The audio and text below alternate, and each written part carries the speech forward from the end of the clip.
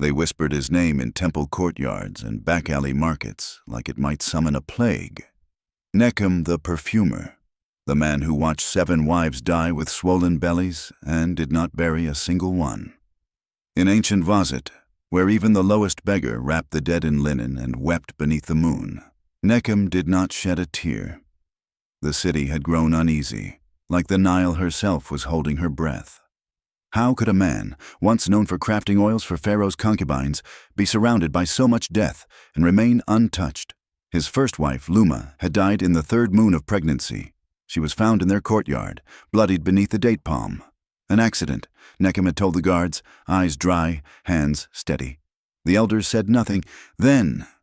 But when the second wife, Marissa, died exactly the same way, veins purple, mouth foaming, on the same moon of pregnancy, people started crossing the street when they saw him.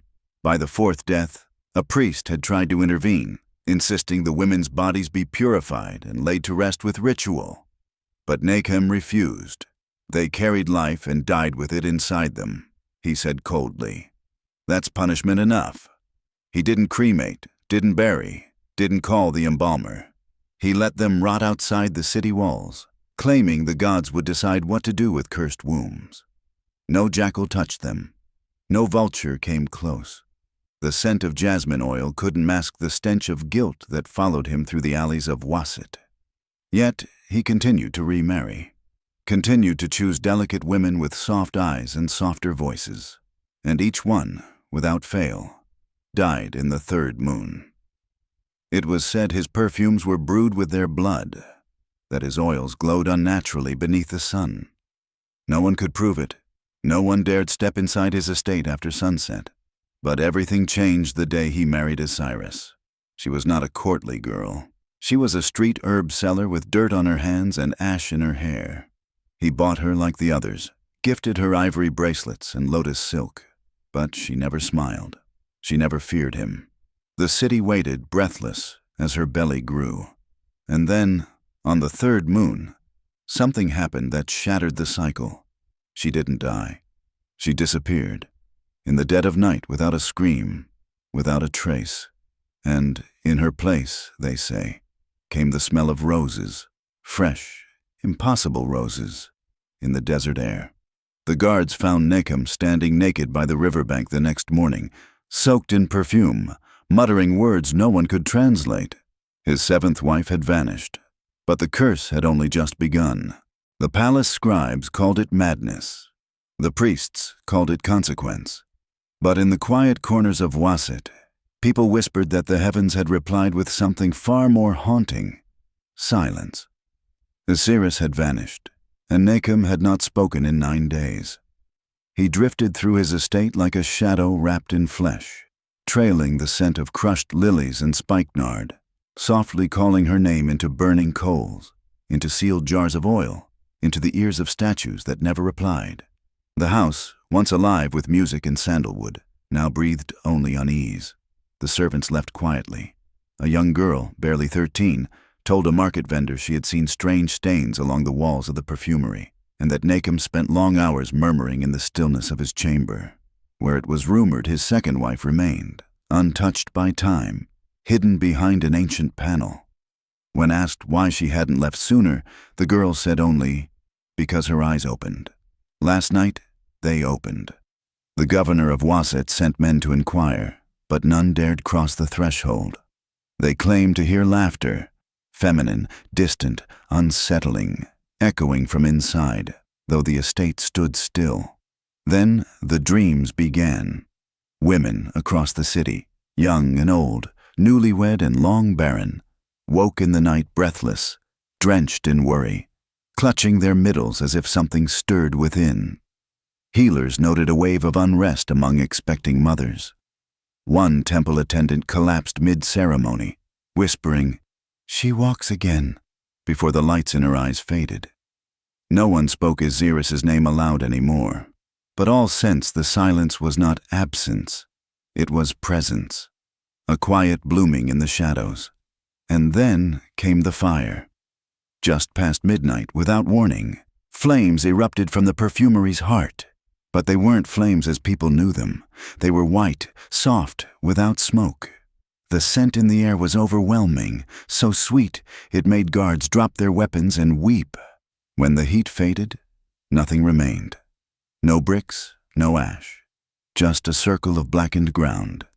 At its center lay 7 smooth stones, each carved with the name of one wife. All but the last. That one bore a single symbol, the sign for life. The high priest of Karnak, brought urgently to the scene, offered only this: "No man who dishonors what brings life shall find peace beneath the stars." But Nekhem had disappeared, gone like the woman he refused to lay to rest. Some whispered he wandered into the sands, speaking to winds no one else could hear. Others believed he paced the old necropolises at dusk, asking the stones for forgiveness. From that night onward, the midwives of Waset lit 7 lanterns each evening, setting them atop the highest rooftops, one for every wife, one to keep peace with the spirit they could not name. And as the desert wind blew past the rooftops, it carried with it a fragrance none could place, soft, familiar, deeply sorrowful. Some say the shadow wasn't upon him, it was upon the city, for turning away when it should have watched. And now, one by one, Waset would learn what it means to ignore a silenced cry. 3 weeks after the fire, the Nile turned red. Not with blood, but with something worse.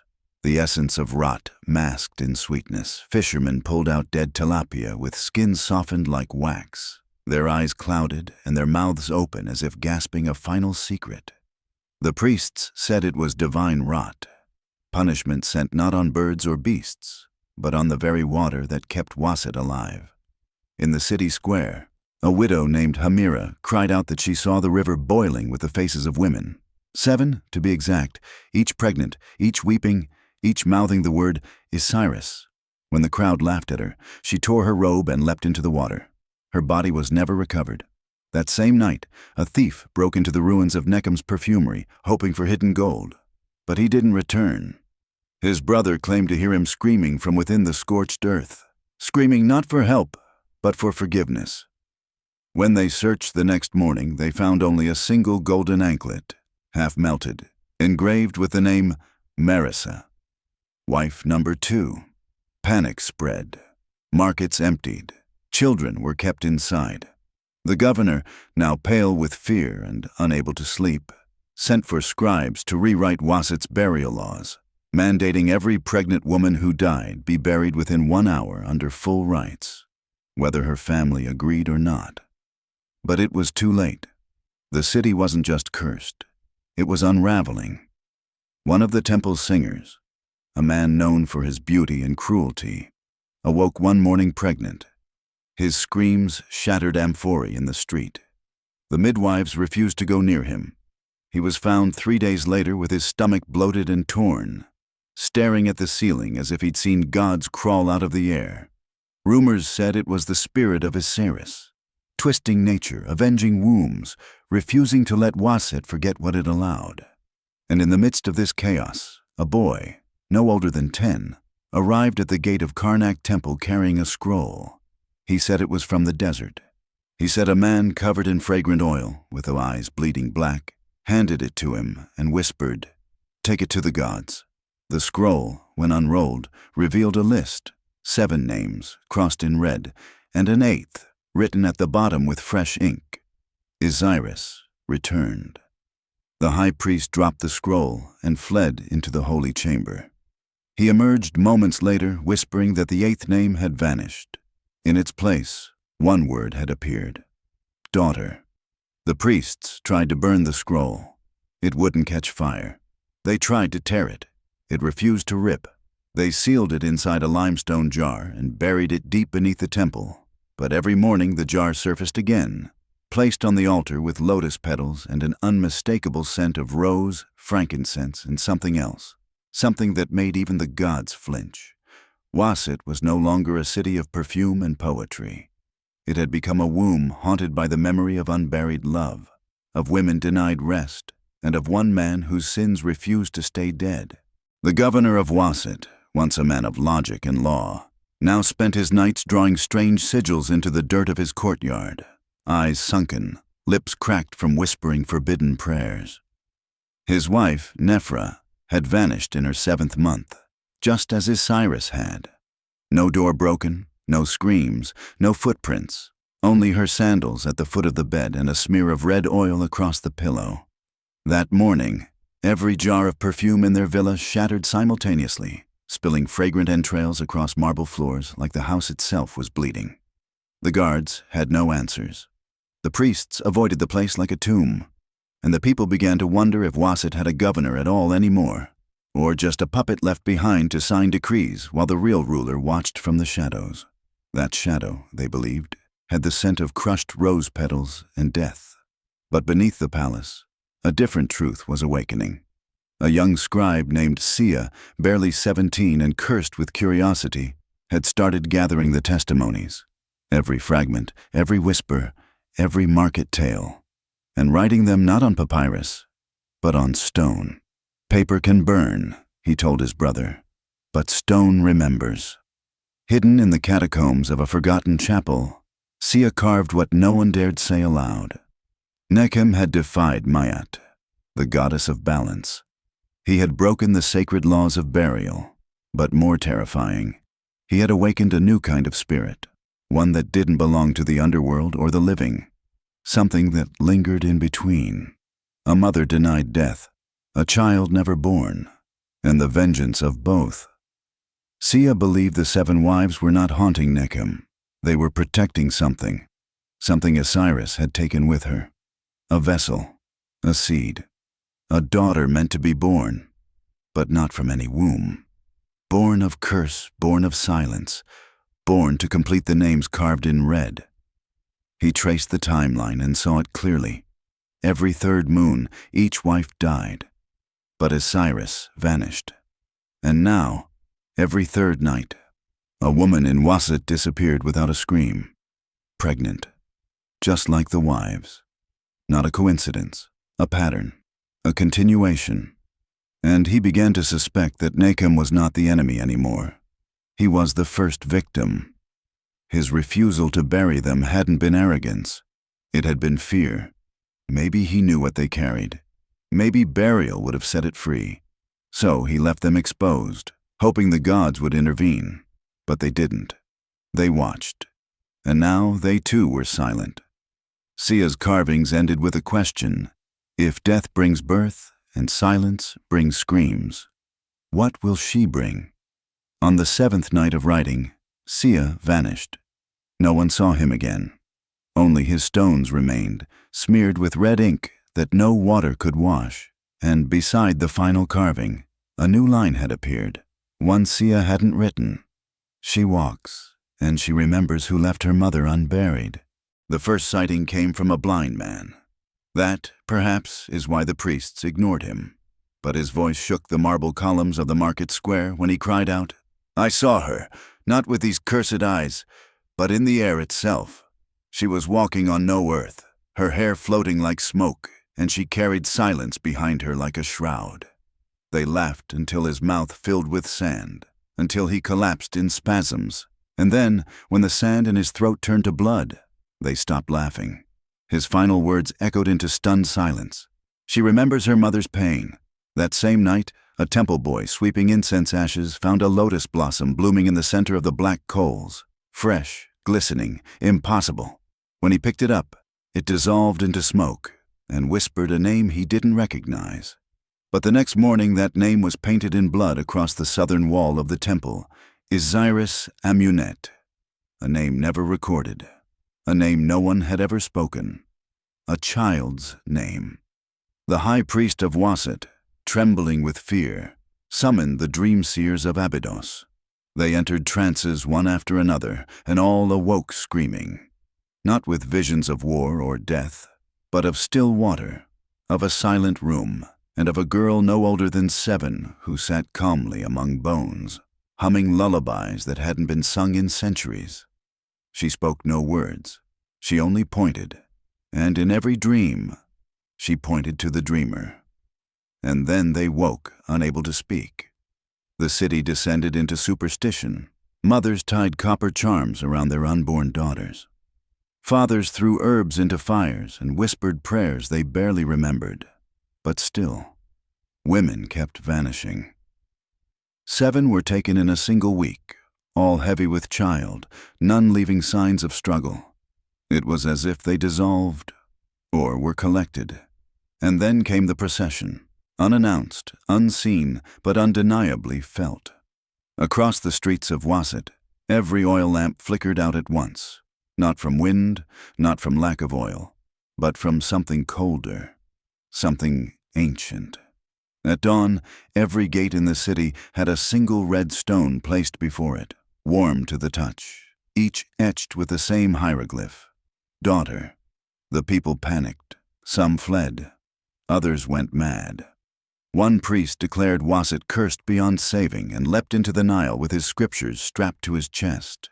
But amidst the chaos, a lone woman stood silently at the edge of the city, barefoot, wrapped in a linen dress too clean for any beggar, her skin pale as moonlight, her eyes too ancient for her face. And in her hand, she held a jar, identical to the ones Nekhem used to store perfume. Only this one was sealed with golden thread. A merchant saw her and approached, asking if she was lost. She didn't answer. She simply lifted the jar and placed it at his feet. Then she vanished. The jar was never opened. No one dared touch it. But wherever it went, dreams changed. No longer silent, now filled with wailing. 7 voices crying out in unison. Mothers, all of them. And beneath their mourning, the hum of a child's voice singing a song no one taught her, because she had never been taught. She had been born knowing. The jar appeared next in the sanctuary of Hathor, carried not by a hand, but found lying atop the golden altar itself, its seal unbroken, yet the priestesses swore they heard weeping from within. It was the 3rd time the jar had reappeared after being buried, cast into the Nile, and once even shattered, only to return whole again, and always sealed with that impossible golden thread. The head priestess, Sahima, dared to touch it. She did not die. But that night she woke screaming, her eyes rolled back, her fingernails black with dried blood, and her womb, empty for 30 years, suddenly full. The midwives who examined her fled in tears, claiming something was growing inside her that wasn't of this world. The next morning, Sahima was gone, her bed undisturbed, her robes folded neatly, and on her pillow was a stone, red as the others, but bearing a new word: air. Panic reached the capital. Messages were sent to Thebes and Memphis, begging for divine intervention. But the messengers never arrived. Their boats drifted back to Waset empty, their decks stained with oil and red lotus petals. Then the dreams began again, this time not only in women, but in men, strong men, soldiers, builders, priests. They all woke sobbing, whispering her name, isiris-amunet. Even those who had never heard it before, even those who tried to forget. The city fell into ritual. Fires burned for 7 days. Children were kept hidden in underground storerooms. Offerings were made by the thousands. Animals slaughtered in desperation, blood poured into the soil to appease whatever spirit walked the land. But still the sightings continued. A little girl, never the same face, never the same dress, but always with the same eyes, eyes that held centuries.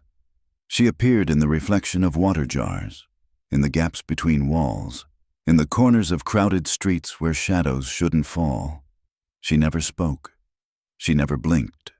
But where she looked, stillbirths followed. The high priest of Karnak finally broke. He confessed to the council that he had known the truth all along. Nekhem had once brought him a scroll sealed in bone, marked with forbidden glyphs. The scroll told of a lineage born not from man and woman, but from silence and suffering. An entity birthed when the sacred balance of Ma'at was defiled repeatedly, ritually, and without repentance. It spoke of 7 wombs and 1 vessel, 7 deaths and 1 return. The scroll said, "She shall come when the world forgets how to grieve." And Nekhem, mad, broken, cursed, had chosen not to bury, not because he hated them, but because he feared what burial would unleash. Burial, after all, was passage, and Nekhem believed their souls should never reach the afterlife. So he denied them rest, not out of cruelty, but as a final act of desperate love. But love cannot hold back eternity. And now, the one thing he tried to contain was walking freely. Waset had 7 gates. That night, each gate opened by itself, though no one dared pass through. And standing in the center of the city, where the Temple of Justice once stood, was the girl. Not a ghost, not a shadow, a child, real, breathing, watching. She held nothing. She said nothing. But the moment her feet touched that sacred stone, the wind stopped. The sky paled, and every pregnant woman in Waset dropped to her knees, weeping blood. The heir had arrived. They thought she would speak. They thought she might demand gold, temples, or vengeance. But the girl stood in silence at the broken altar of justice, barefoot on sun-baked stone, her eyes unblinking as Waset fell to its knees before her. No one dared approach. Birds vanished from the sky. Even the Nile seemed to hesitate in its flow. Then came the first sign, not from her lips, but from the earth. A woman named Taria, once barren for 2 decades, rose from the crowd, walked forward in a trance, and collapsed at the child's feet. Her stomach split open, not with blood, but with black mist. From it emerged a faint outline of an infant, crying not in sound, but in light, pure golden light that seared the eyes of every onlooker. The child vanished in seconds, but the scream it left behind echoed for hours. The girl didn't move. She didn't flinch. But from that moment on, every woman who had lost a child in Waset began to walk at night, sleepwalking toward the temple ruins, drawn by a force deeper than memory. The city tried to stop them. Doors were locked. Guards were posted. But every lock broke. Every guard slept through the shift, and every grieving womb found its way back to her. They formed a circle, these women of loss, standing around the girl with hollow eyes and hands open, waiting, not for healing, but for judgment. And the girl finally moved. Slowly, she raised her right hand and pointed toward the palace. The message was clear. Power had to answer. The governor, half mad already, attempted escape. His guards deserted him. His servants vanished. And on the 3rd night after her arrival, he was found on the throne, mummified, sitting upright, his mouth filled with dried lotus petals. No one embalmed him. No one claimed the body. The people refused to enter the palace, and from then on, it was called the Womb of Silence. In his place, the girl sat, not on the throne, but on the floor below it, in the center of a chalk-drawn circle no one remembered making, and from there, she waited. Every child born in Waset after that day bore a strange mark, 7 dots forming a ring on the shoulder. Some whispered it was a blessing. Others said it was a brand. But all agreed. The line had begun again. Isiris-amunet wasn't vengeance. She was continuity, a reminder. And still, she did not speak, not until the 7th full moon rose since her appearance. On that night, the stars disappeared. The jackals howled in unison, and the girl finally opened her mouth and spoke only one sentence, soft but unmistakable, in a voice that sounded like the echo of every dead mother. "Where is my father?" The question cracked the pillars of the palace. The earth trembled beneath Waset, and far beyond the dunes, in the deep desert where no man dared tread, a single perfumed breath escaped the sand. And Nekhem opened his eyes. He emerged from the desert not as a man, but as something in between, skin pale and cracked like old scrolls, hair matted with red sand, and breath sweet with the rotting fragrance of centuries-old perfume. Nekhem, the perfumer, the defiler, the cursed widower of 7, walked barefoot through the dunes with no water, no companions, and no shadow. He had not been seen in almost a decade, but the desert had not forgotten him. Winds howled as he passed. Serpents slithered away from his steps. The sun dimmed when he looked at it, and in his right hand he held a broken jar, the last one he had ever sealed, the one that should have stayed buried with Osiris. His return was not welcomed. Waset froze when his silhouette appeared on the horizon. Children screamed. Mothers fainted. Birds stopped mid-flight and fell from the sky like stones. But the girl did not move from the throne floor where she had waited, hand resting on the chalk circle that had never faded. She knew he was coming. She had been waiting. That night, Nekhem walked through the 7 gates without challenge. Each opened before him on their own, as if compelled. The priests tried to stop him, placing holy charms and glyphs of protection at the final gate, but they turned to ash as he passed. No word was spoken, not by him, not by anyone. And when he stepped into the palace, now abandoned, save for her, he did not fall to his knees. He did not beg. He simply looked at the girl, and for the first time in his life, wept. Not for forgiveness, not for pity, but because she looked exactly like Isiris, not like a child, not like a ghost, but like the moment he'd lost her. She stared at him in silence, then stood. The chalk under her feet cracked like bones splitting open. With every step she took toward him, the scent of lilies filled the hall, overpowering even his own oils. When she reached him, she didn't strike. She placed her small hand on his chest and whispered a single word. "Why?" And Nekhem crumbled. Not physically, but soul first. He dropped to his knees, eyes wild, lips trembling. "Because I was afraid," he rasped. "Because I saw what was growing and knew it was not just life, it was justice. It was the womb returning to balance, and I feared what balance would demand from me." His voice cracked like old papyrus. "I did not bury them, child, because I believed death would set them free, but I see now. I left them trapped." She listened, then pulled away. And in that moment, the palace lit with ghost light. The shadows of 7 women stepped forward, pregnant, radiant, no longer angry, but resolute. They stood around him, not to punish, but to witness. Each placed a hand on his shoulder, and the girl stepped back into the circle. Her voice echoed like thunder beneath the earth. "Then die, not in pain, but in remembrance. Die with their names on your breath." And Nekhem collapsed, peacefully, tearfully, and as his final breath left him, he whispered all 7 names aloud, one by one, slowly, with reverence.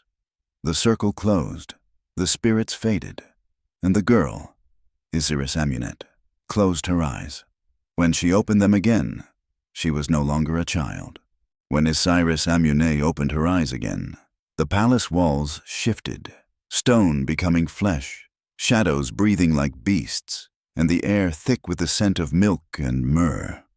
She was no longer the child born of silence and sin. She was woman, spirit, and vessel, bearing the pain of 7 mothers and the knowledge of 1,000 wombs denied dignity. But more terrifying than her transformation was her calm. She stood in the center of the broken hall, surrounded by nothing but dust, silence, and the soul of Egypt waiting in suspended breath. The priests who remained outside felt the shift and dropped their staffs. They knew now that Waset had not been cursed by wrath, but awakened by memory, and memory was not merciful. Isiris-amunet walked barefoot to the threshold of the palace and looked over the city that had forgotten how to mourn. Children peered from rooftops. Old women wept without knowing why.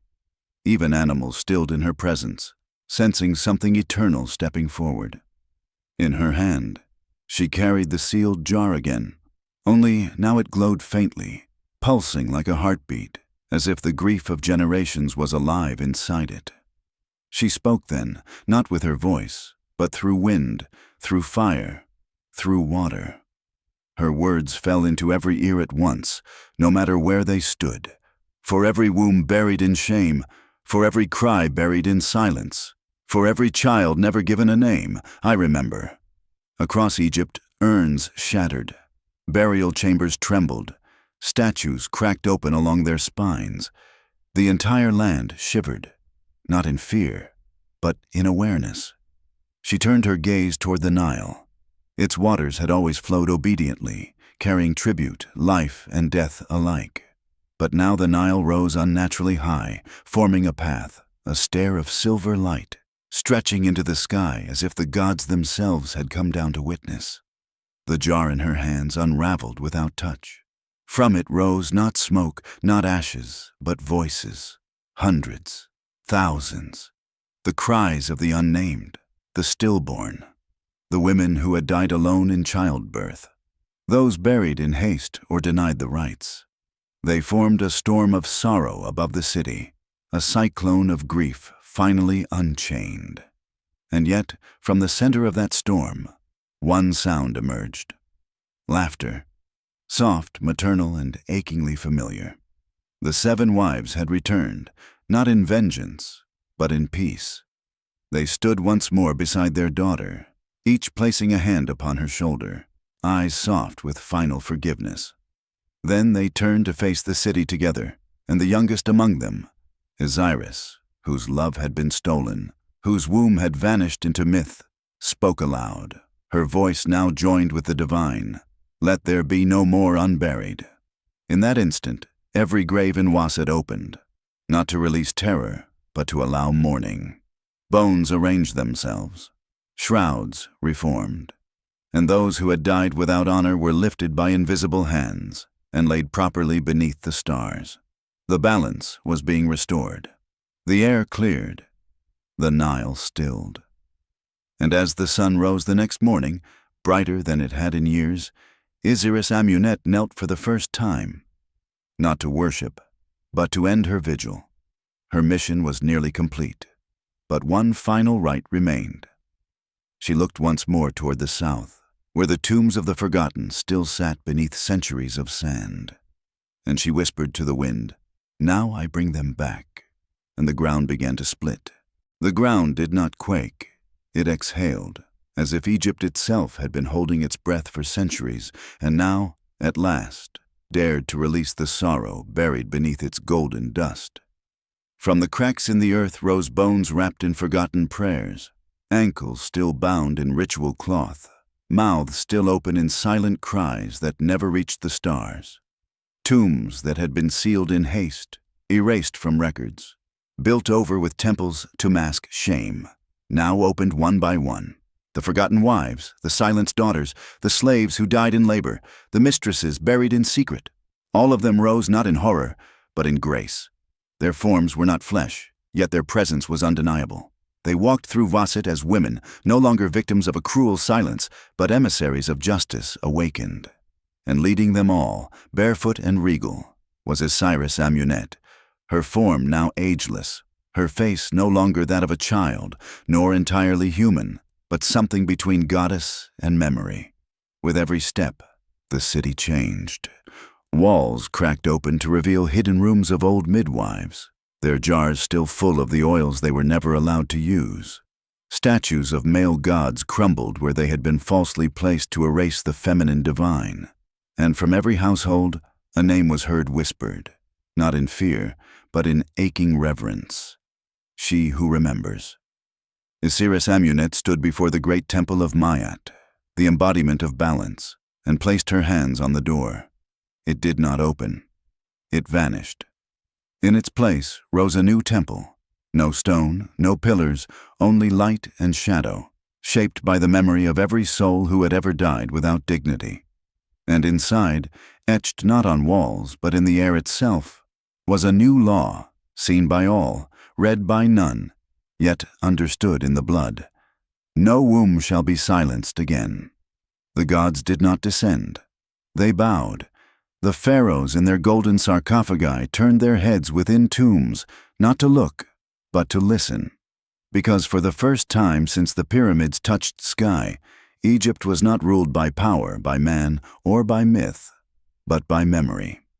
A new priesthood formed, made of those who had survived the curse, mothers who had lost, fathers who had wept, children born after the storm who bore the mark of 7. They called themselves keepers of the red circle, and they did not speak unless to tell a story. And the first story always began the same. There was once a man who loved perfume more than truth, and 7 women who died because of it. But their daughter was not born to cry. She was born to remember. And though isiris-amunet was never seen again, her name remained on every birth jar, her mark on every cradle, her whisper in every lullaby. And when a child was born, the midwife would lean in and say, "She remembers," or "He carries her silence," as blessing. Nekhem's name was struck from the record, but the names of his wives were carved on temple gates, recited in rituals, sung in harvest songs. And beneath the sands, it is said, a single sealed jar remains, never opened, never disturbed, resting on a throne of bones. It bears no name, only a scent, a mix of rose, myrrh, and tears. And those who dare to walk the southern tombs alone say they can still hear a lullaby in the wind, sung by a girl who was never born, but who taught the world how to mourn. And in that morning, Egypt remembered itself.